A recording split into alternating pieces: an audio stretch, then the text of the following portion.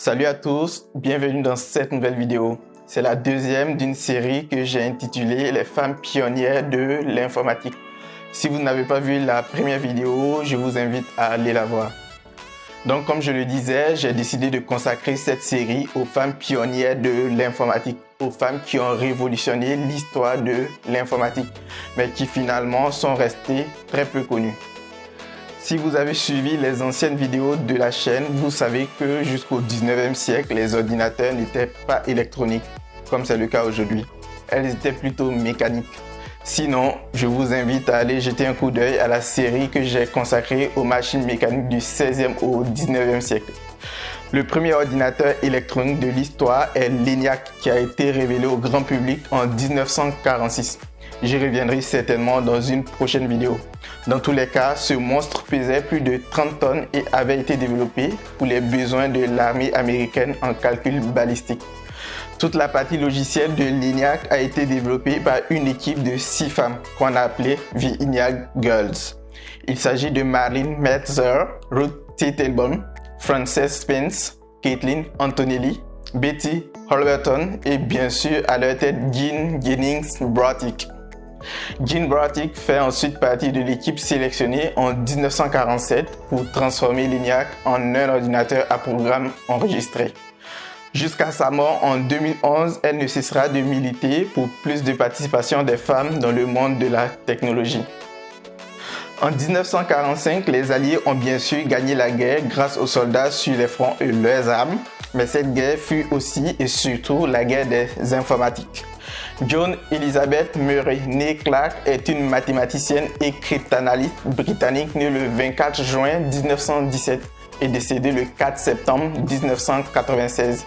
De 1936 à 1939, elle fait des études de mathématiques à l'université de Cambridge, d'où elle sort avec un diplôme partiel malgré ses excellents résultats. En effet, à cette époque, le règlement de l'université interdisait à une femme de prétendre à un diplôme complet, et ce jusqu'en 1948.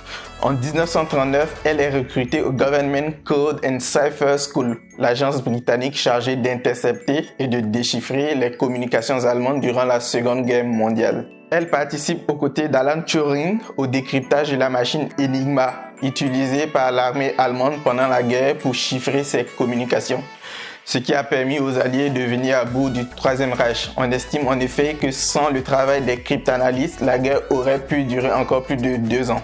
En 1947, après la guerre, elle est faite membre de l'ordre de l'Empire britannique.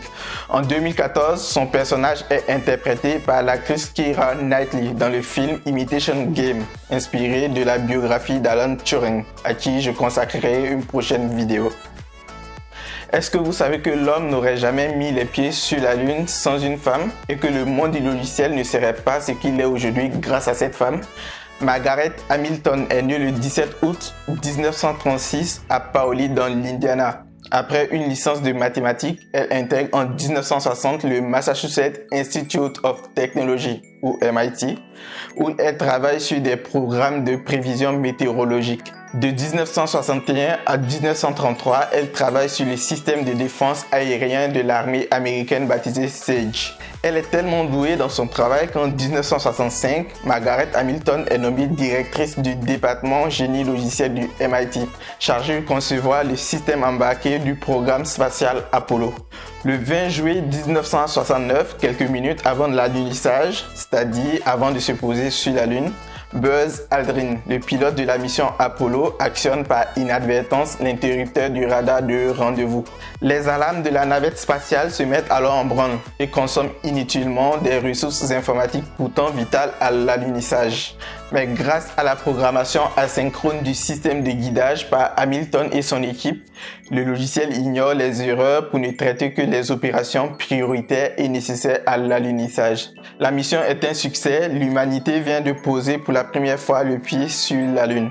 En dehors de la mission Apollo, les travaux de Margaret Hamilton ont énormément contribué au développement de l'industrie du logiciel. Il faut dire que dans les années 60, le monde du logiciel n'était pas ce qu'il est aujourd'hui et Margaret Hamilton rêve de lui donner une légitimité comparable aux autres industries. Elle invente le terme Software Engineering ou génie logiciel pour faire une distinction entre le monde du logiciel et les autres industries. Avec ses collègues du MIT, ils ont inventé les concepts de base sur lesquels repose la programmation informatique telle que nous la connaissons et la pratiquons aujourd'hui. Comme distinction, Margaret Hamilton a reçu le Exceptional Act Award de la NASA en 2003 et la Presidential Medal of Freedom, la plus haute distinction civile des États-Unis, des mains du président Obama en 2016. Voilà, c'est tout pour aujourd'hui. Je vous remercie d'avoir regardé cette vidéo. Je vous invite à la partager autour de vous, à la liker, à la commenter et à vous abonner à la chaîne pour soutenir mon travail. Et moi, je vous dis à bientôt dans une prochaine vidéo. Allez, salut!